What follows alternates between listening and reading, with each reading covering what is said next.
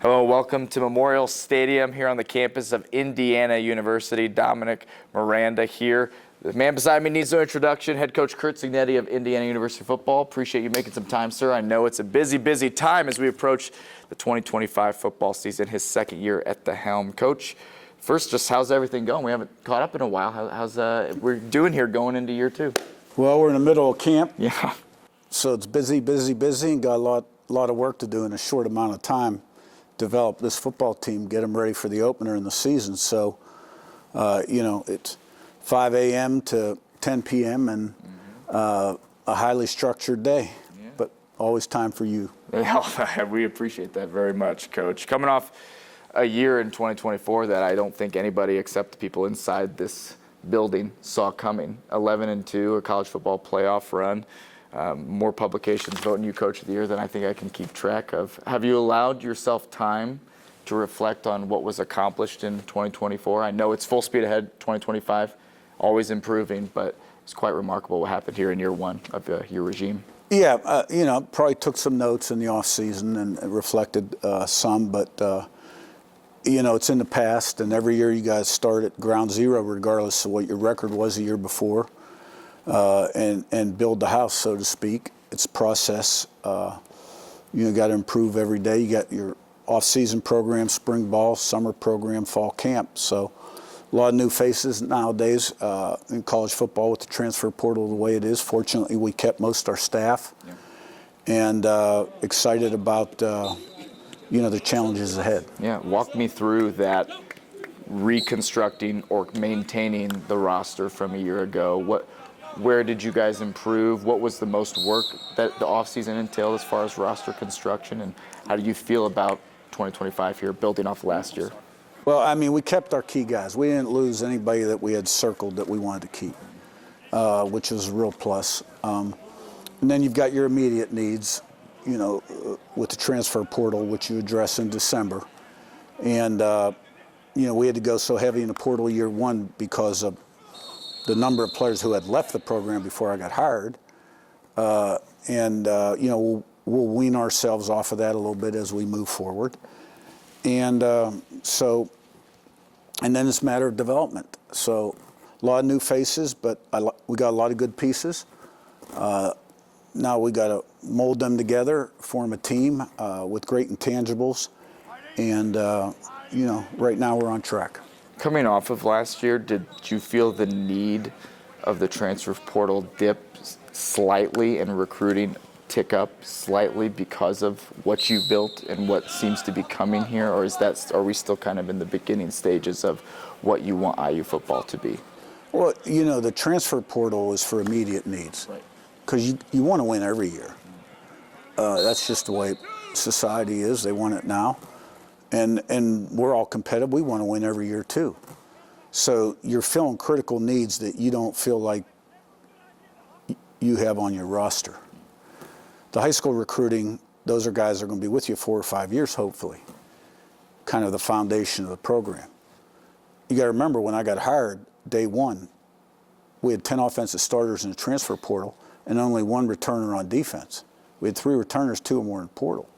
We were under 40 scholarships, so I had to go heavy year one. Right. I think we took 32. This year we took 22.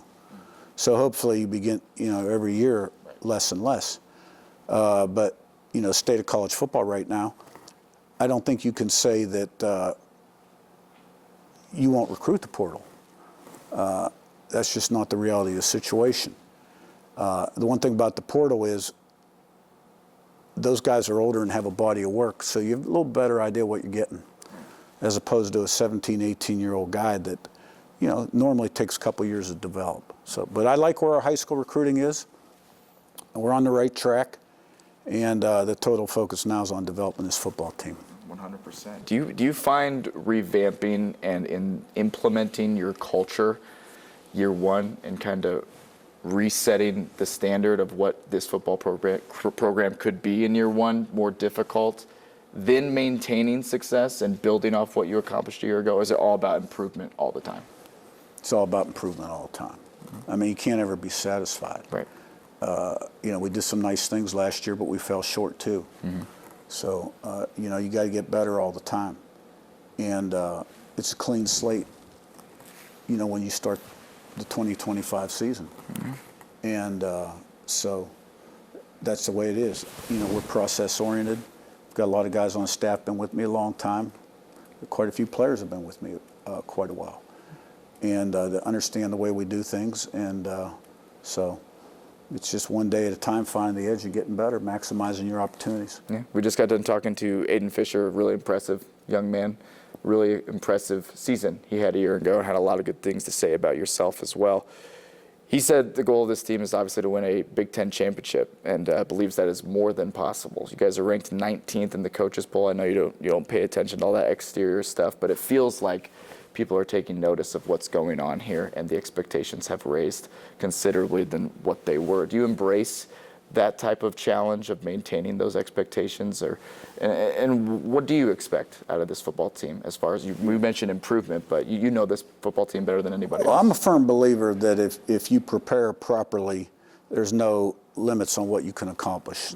Only self-imposed between your ears, which is my job, make sure those don't exist. So, yeah, Big Ten championship, so on and so forth. Now, we don't talk about that. I want everybody understanding that if they pay the price daily and they prepare, anything's possible. There's nothing they can't accomplish. That's kind of the way I look at it. The expectations on the outside to me is noise and clutter. Everybody in the building's got to control what they can control the controllables, and be humble and hungry and attack every day. And I think we've done a decent job of that up to this point. And then let's play the games and see where we are at the end of the year.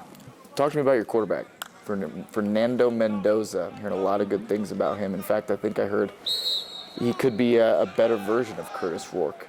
He has that potential in him. What do you think about him? He comes from a great family. We got the younger brother here too, and a highly intelligent guy. He's got a lot of talent.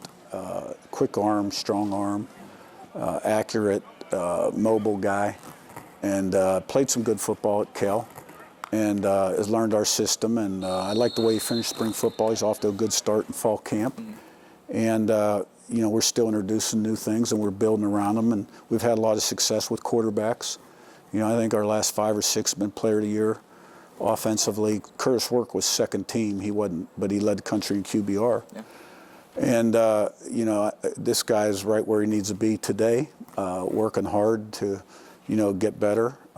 Everybody's got things to work on and improve on, and, come out consistently too, and, do the things you got to do to be successful. So he's got a very high upside.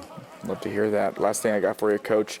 Biggest improvement you've seen on this roster year 1 to year 2? I know we're early in fall camp. I understand that. But again, you've been around this football team and obviously intimately involved in bettering and finding where areas can improve. I know this offensive line has generated a lot of good interest.